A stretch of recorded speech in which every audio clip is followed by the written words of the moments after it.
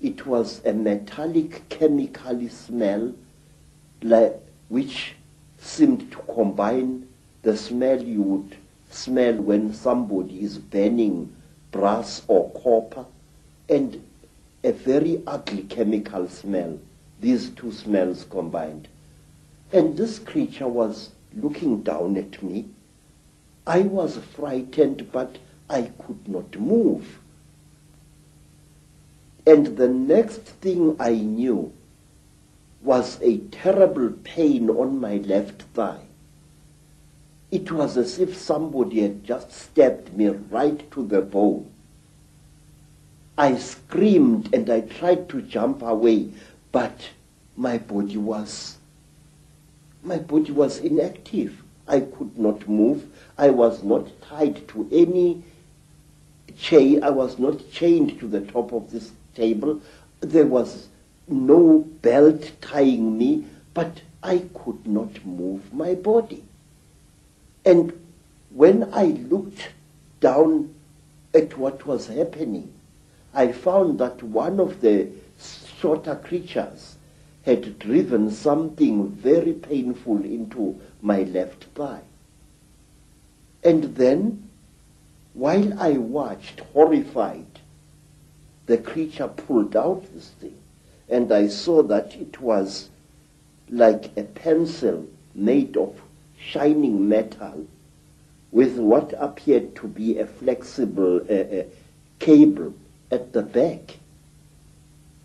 And before I could do anything, sir, my head was seized by the creature above me. It caught me on either side of the head like this. And then a third creature drove something into my right nostril here. It was as if I had been shot. The pain was so terrible, sir, that I screamed and screamed. Blood filled my mouth. Blood spattered out of the nostril, and the creature did not seem to care. I was stupefied. The pain was so intense, so terrible. And then, quietly, brutally, the creature pulled out the thing that it had stabbed me in the nose with, and blood flowed into my mouth, out of my nostril, and I was choking. And then the big creature coldly turned my head this way, so that blood came out of the mouth, and which gave me some kind of relief.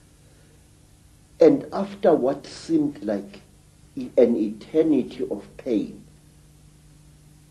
the creature brought something out of somewhere which looked like an old-fashioned tea strainer in appearance, and it put this thing close to my nose. And then I seemed to drift away, and the pain subsided. You know, sir, it was torture so intense that even now I can't describe it. And then something else happened.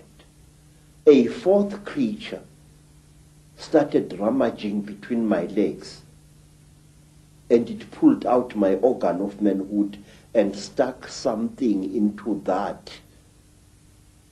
It was very strange, but I wasn't feeling any pain now. But I could feel the flexible cable moving inside me, right into my body. And then, I can't describe it. It was as if my seed was being sucked out by this small, bright, flexible cable. And then the creature just pulled it out. I screamed and I cried and I screamed, but I could not move. And then something happened which to this day still amazes me. After the creature had pulled out the flexible cable from my organ, the creature just stood there looking at my organ. And I was so terrified that I urinated and accidentally urinated against the chest of the creature. It jumped away as if I had shot it, and it stumbled backwards. But its face didn't show any expression. Its mouth didn't even open, but the way the creature reacted, trembling all over, it was as if I had really hurt it, but it was wearing this kind of garment. And after that, I was left alone, except for the big creature, which stood to my right side this time, with its arms folded, looking down at me. And then, while I was looking at this creature, trying to appeal to it, no pain anymore, no pain, please, I was pleading. Pictures suddenly flooded my mind. Pictures of buildings sunk in a red lake of water. Buildings rotting away. Buildings that appeared as if they had been bombed. And cities sunk in terrible mud. Trees sticking out like rotten ghosts.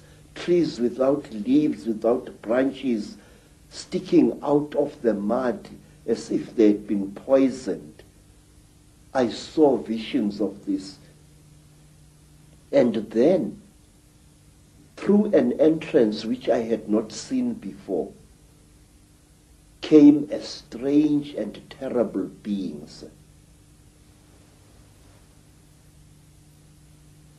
It was exactly like this. It was tall, made entirely of metal, with burning eyes and a snout. It didn't do anything. It just moved and came to stand at my left side. It didn't touch me or anything like that. It just stood there, making a strange humming sound. Wow, wow, wow, wow, wow, wow, like that. And then, from behind this metal creature, there appeared another creature. It was so radically different from the gray creatures in that it looked exactly like an earthly human being. It had a pink skin like that of a white woman. It had golden hair, and its ears were definitely pointed like those of an animal. Its eyes were slightly slanting. They were pale, pale blue, and never once did they blink. It was like this, nude, and there was a tail-like appendage at its back, which was very visible as it walked away after it had done to me what it did. What this thing did, it climbed over me and made love to me. And I noticed that unlike normal women, its breasts were set too high in its chest, and they were very, very hard in appearance. And that here, the pubic hair as well as the hair in the armpits was a fiery red, as if it had been dyed. And this thing didn't even blink. Its eyes were just like this, looking at you as if there was no liquid in the eyes. Just an unblinking, terrible stare. And it was a small creature, about the size of a 16-year-old girl. But it was very, very heavy as it sat on top of me.